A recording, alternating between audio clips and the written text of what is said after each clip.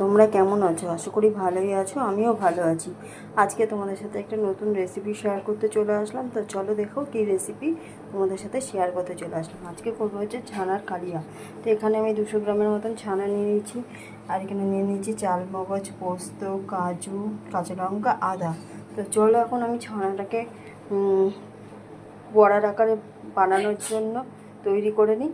তো চলো দেখতে থাকো পুরো ভিডিওটা, কেউ স্কিপ করো না। তো ছানাটাকে আমি এখন হাতের সাহায্যে একটুখানি চেপে চেপে মেখে নেব।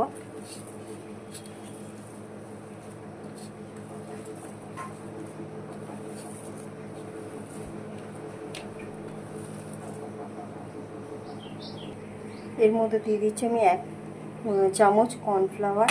তো এবার কর্নফ্লাওয়ার দিয়ে আমি ছানাটাকে ভালো করে এরকমভাবে একটু মেখে নেব।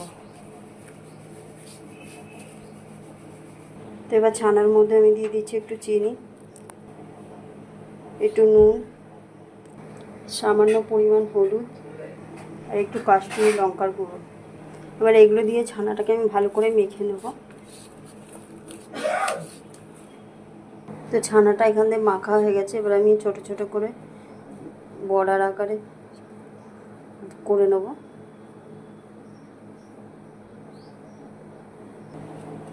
তো এই দেখো আমার বড়ার আকারে তৈরি হয়ে গেছে।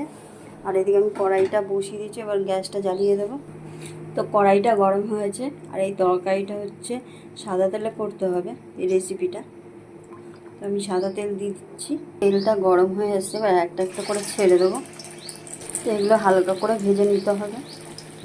তো বড়াগুলো দেখো একদিক ভাজা হয়ে গেছে, আর একদিক উল্টে দেবো আস্তে করে। তো বড়াগুলো আমার ভাজা হয়ে গেছে, এবার আমি তুলে নেবো। আবার যেই বড়াগুলো আছে সেগুলোও ভেজে নেবো সব। বড়াগুলো ভাজা হয়ে গেছে, এখন আমি মশলাটা করে নেবো। তো চলো মশলাটা কী কী নিচ্ছি সেটা তোমাদের সাথে শেয়ার করছি। তো এখন নিয়ে নিচ্ছি আমি এটার মধ্যে হচ্ছে আদা, কাঁচা লঙ্কা, জিরে ধনে গুঁড়ো, কাশ্মীরি লঙ্কার গুঁড়ো।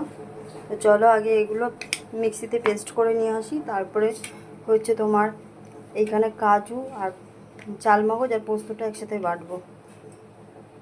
মশলাগুলো করে নিয়ে চলে এসেছি যা। আর এদিকে তেলটা আমি গরম আবার বসিয়ে দিয়েছি, ওই তেলটাই, ভাজার তেলটাই। এবার এর মধ্যে আমি দিয়ে দেবো হচ্ছে গোটা গরম মশলা আর তেজপাতা। এবার আমি মশলাটা দিয়ে দিচ্ছি, আদা, জিরে আর কাঁচা লঙ্কা বাটাটা দিয়ে ভালো করে একটু কষে নেবো এটা। এবার দিয়ে দিচ্ছি হলুদ গুঁড়ো। মশলাটা কষানো হয়ে গেছে। এবার আমি এই মশলা দেওয়া জলটা এটার মধ্যে একটু দিয়ে দেবো।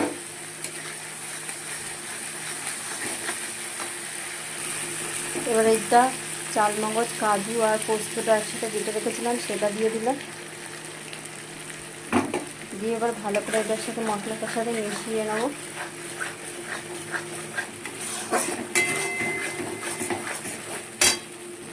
তো এবার দিয়ে দিচ্ছি স্বাদ মতো নুন। আর এদিকে দেখো আমার মশলাটা থেকে তেল বেরিয়ে এসছে।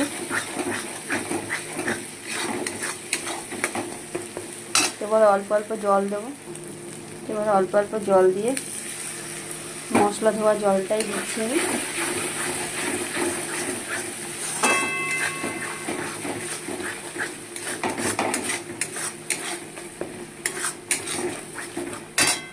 এর মধ্যে দিয়ে দিচ্ছি 2টো কাঁচা লঙ্কা চেরা।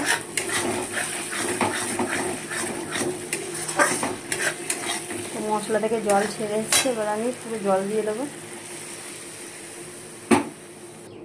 তো এই যে জল দিয়ে দিয়েছি, এবার ঝোলটা ফুটে উঠুক, তারপরে আমি বড়াগুলো দেবো। ঝোলটা ফুটে উঠেছে, আমি এবার আস্তে আস্তে বড়াগুলো এর মধ্যে দিয়ে দেবো। বড়াগুলো দিয়ে বেশিক্ষণ ফোটাবো না। হয়ে এসছে, এবার আমি ওপর থেকে একটু চিনি ছড়িয়ে দেবো, কারণ এটা একটু হালকা মিষ্টি মিষ্টি হয়। এবার দিয়ে দিচ্ছি ওপর দিয়ে গরম মশলা গুঁড়ো। হয়ে এসছে, এবার আমি ওপর থেকে একটু চিনি ছড়িয়ে দেবো, কারণ এটা একটু হালকা মিষ্টি মিষ্টি হয়। এবার দিয়ে দিচ্ছি ওপর দিয়ে গরম মশলা গুঁড়ো। এবার দিয়ে দিচ্ছি সামান্য পরিমাণ ঘি।